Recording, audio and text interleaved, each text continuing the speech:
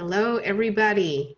We are live on Facebook, and I'm happy to present Dr. Lisa Price from Denver, Colorado. She has extensive experience as a physician leader, operating as a chief medical officer and chief operating officer for hospital and healthcare systems.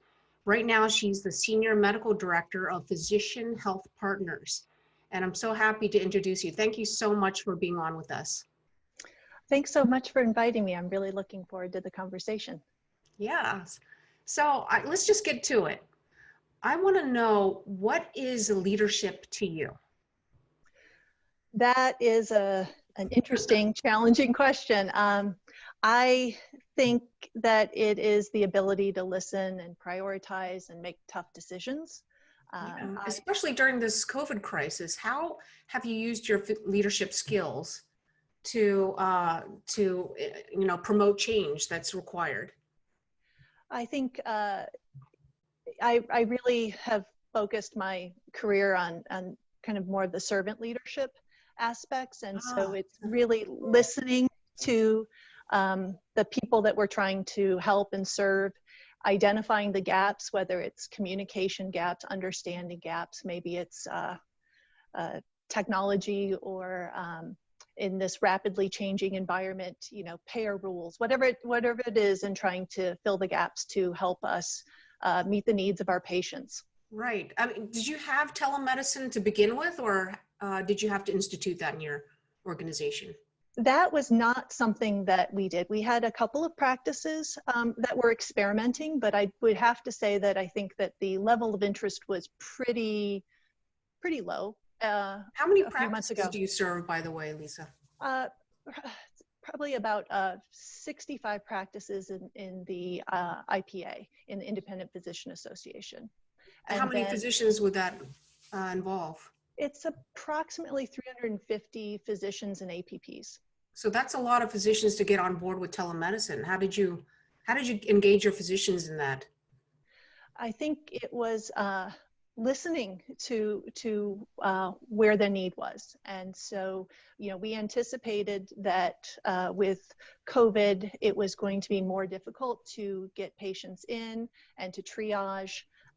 We didn't actually anticipate how fearful the patients would be to come in, and have quickly learned that. So practices saw the number of visits plummet, and we needed to expand our services in different ways. And so we really focused on closing those gaps, whether it was IT platforms, coding tools, payer sources, to give them the tools they needed. They're bright, sophisticated providers. They just needed help. And it took, they don't have the time to go look at all of these websites. So how can we lower the bar? Right. So, I mean, I'm sure you had some physicians already on board who understood the needs, but there are probably some naysayers or people, there are always going to be physicians who have a different opinion. How do you get them on board? Is that what you're talking about? Yeah, I think really listening is important. So what are the concerns? And I think that kind of goes back to my lean philosophy when I was chief quality officer. I think that that's a philosophy I really embrace, which is having a deep respect for the people doing the work. Right. And so when they say they're not comfortable, that's the time to take a breath and pause and listen to where the concerns are. And some were concerned that, this is different than how I'm used to practicing. I don't get to, I can't do a physical exam. That's true. There's, inarguable. So what are the things that you can do? So how do you kind of change that, and you do have to address, there are some patients who need a physical exam. So how do we accomplish that? Those are the people that you bring in.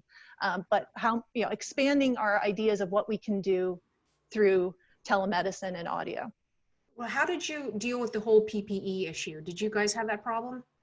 We definitely do. And I don't think we've solved it, to be honest. We look for protocols and best practices, but the state of Colorado instituted a crisis standard for PPE because it's so scarce here. Wow. So that's a barrier, no question. Right. I think going forward, what is your message to physicians who are want to become better leaders or even leaders at all in their institution or organization or in their office, how can these physicians be better leaders? I think that one of the most important things as a physician, we're natural leaders in our teams, Yeah. but it's to leave the ego at the door.